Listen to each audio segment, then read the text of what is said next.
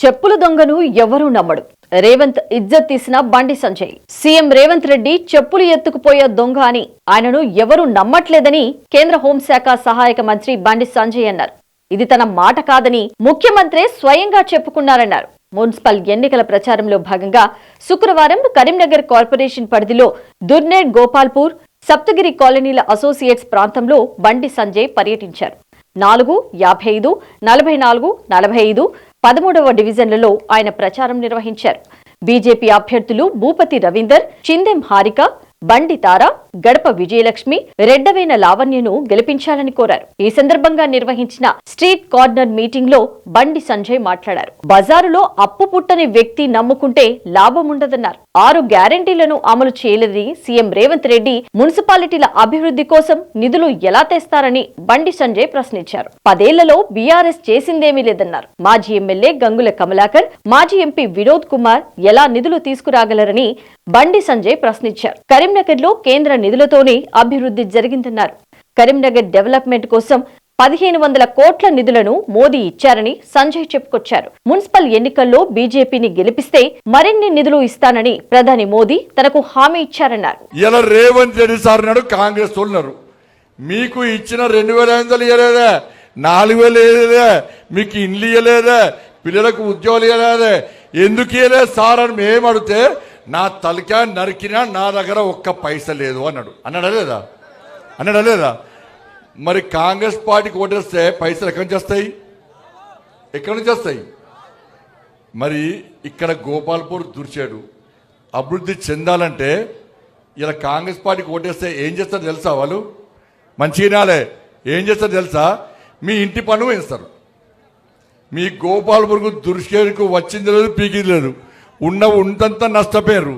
ఇవాళ మళ్ళా కాంగ్రెస్ పార్టీకి ఓటేస్తే, బీఆర్ఎస్ పార్టీకి ఓటేస్తే ఢిల్లీ నుంచి పైసలు రావు. మీ దగ్గరికి వచ్చేస్తాడే, మీకు రోడ్లు కావన్నా వద్దా, మీకు నీళ్లు కావన్నా వద్దా, మీ మోర్లు కట్టానా వద్దా, మీ గుళ్ళు పళ్ళు కట్టానా వద్దా, అవి కట్టాలంటే ట్యాక్స్ పెంచాలి అంటారు, పెంచుతారు. ఇంటి పన్ను వేస్తారు, నల్ల పన్ను వేస్తారు, కరెంటు ఛార్జీలు వేస్తారు.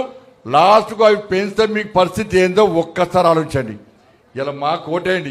ఇలా 1400 కోట్ల రూపాయలు తీసుకొచ్చినా, ఇప్పుడు దుర్షేరుకు గోపాల్పూర్కు 4 కోట్ల రూపాయలు ఇప్పుడు ఇచ్చినా కదా, ఎక్కడైనా ట్యాక్సీ పెంచినమా? ఎక్కడైనా పెంచుతామని చెప్పినామా? ఇవాళ మేము ట్యాక్సులు పెంచాం. ట్యాక్సులు పెంచకుండా ఢిల్లీ నుంచి పైసలు వచ్చి మీ గోపాల్పూర్కు, మీ దుర్షేరుకు నిధులు రావాలంటే ఇలా పువ్వు గుర్తుకు ఓటేస్తే తప్ప మీకు రావక, దయచేసి నమ్మండి. అరే పైసలు మేం చేస్తే గట్ట, ఇప్పుడు పైసలు తెచ్చడానికి మీరు ఓటేస్తే మీ పైసలు మీకు వస్తాయి. పైసలు తెచ్చేది మేమే, మీరు వాళ్ళ మాకేమో ఈ మోసం చేసే మాటలు చెప్పరాదే, అబద్ధాలు ఆడరాదే, మిమ్మల్ని నమ్మిరాదే. మేముంట కుళ్ళ లోపల ఉన్నదంతా బయటకు చెప్తాం, మీరు నమ్మరా మిమ్మల్ని. అందరిచి ఊరించుకుంటే చెప్తే సప్పలు కొడతారు, పోయి ఓట్లు కుదురుతారు. పైసలు వచ్చినాయా? ఇచ్చిరా? పైసలు ఇచ్చిరా? తీసుకోరద్దు, వద్దనకూర్రి. బీఆర్ఎస్ వాళ్ళు పొట్టుపడి కబ్జా చేసి సంపాదించే, కాంగ్రెస్ వాళ్ళు 2 సంవత్సరాలనే పొట్టుపడి సంపాదించారు.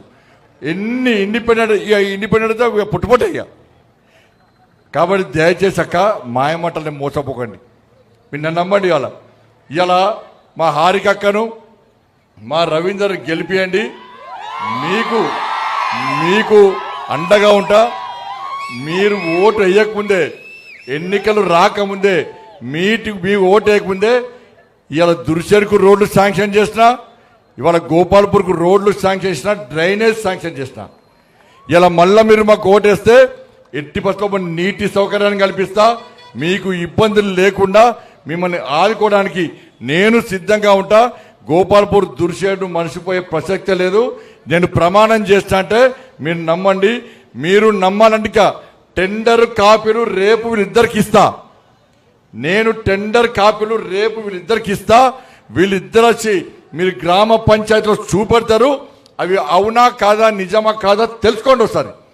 అబద్ధం చెప్పాక పేపర్లో చూపెడతా, మీకు టెండర్ అయింది చూపెడతా.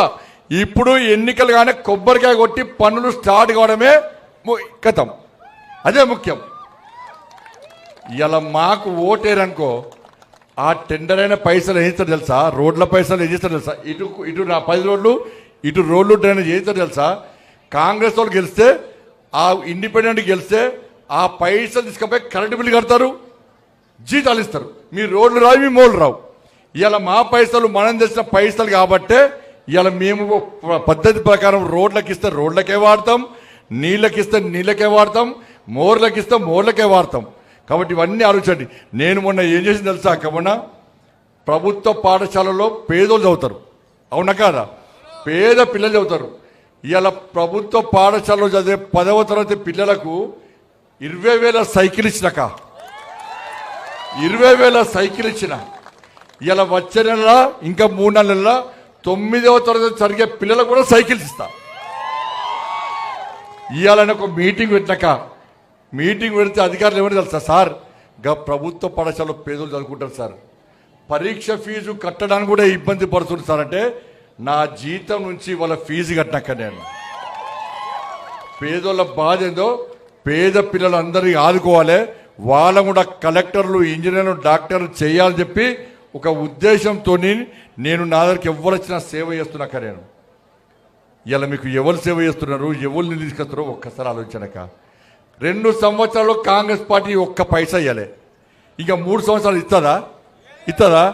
ఇవాళ ఢిల్లీ ఉన్నది మనది, ఢిల్లీలో మోడీ గారు ప్రభుత్వం ఉంది. నాకు మోడీ గారు చెప్పారు, నువ్వు చెప్పు కరీంనగర్లో ఓట్లేమని చెప్పు, ఇలా మేయర్ను బీజేపీకి అప్పచెప్పని చెప్పు, ఇలా నిధులు నేను ఇస్తా అని చెప్పి మోడీ గారు చెప్పి కాబట్టి ఇలా చెప్పిన మాట తప్పకుండా ఎన్నికల ముందే 50 కోట్ల రూపాయలు ఇచ్చిండు మోడీ గారు. ఇలా మీరు గెలిపిస్తే ఎక్కువ కోట్లు పట్టుకొస్తాను. నేను పోయి మోడీ గారు బల్ల గురించి అడుగుతా, సార్ గోపాల్పూర్ దుర్షడోలు మా ఇద్దరు బీజేపీ వాళ్ళని గెలిపించారు, మాయమాటలు నమ్మి మోసపోలే వాళ్ళు, పైసలు ఇచ్చినా వాళ్ళు మోసపోకుండా ఇలా బీజేపీ పువ్వుర్తి మీద ఓటేసారని చెప్పి మా మోడీ గారి దగ్గర బల్లగుద్ది పైసలు తీసుకొచ్చే అవకాశం నాకు మీరు ఇవ్వాల్సిందిగా మీ అందరికీ విజ్ఞప్తి చేస్తూ 11వ తారీఖు నాడు పొద్దున్నే తయారై అంటే బ్యూటీ పార్లర్లకు వేరు కొంప మునుతుంది. మరి మీరందరూ కూడా అందరు కూడా మీ కుటుంబ సమేతంగా పోనక, కుటుంబ సమేతంగా పోయి మీరు ఓట్లేయండి,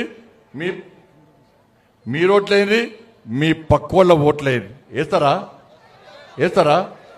ఇప్పుడు ఈ అశోక్ ఉన్నాడు, ఈ అశోక్ ఏరియాలో ఎంఐఎం పార్టీ పోటీ చేస్తున్నది, ఇండిపెండెంట్ పోటీ చేస్తున్నారు, అంత తుర్కోళ్ళు పోటీ చేస్తున్నారా? వాళ్ళందరూ ఏమంటారు అంటే, మా తుర్కోళ్ళు అందరం ఒక్కడైతాం, వాళ్ళు ఒకటైతారు కదా, అవుతారా? ఈ ఆకలి ఒకటైతారు వాళ్ళందరూ. మరి మీరు ఎందుకు కావద్దు? ఒక్కటి అందరూ ఒకటి కావద్దు. ఒక్కటి గారి ఒక్కదికి ఓటేరి పైసలు నేను ఇస్తా, మీ రోడ్లు నేను ఇస్తా. వాళ్ళు గెలిస్తే వాళ్ళ గల్లీలో వేసుకుంటారు.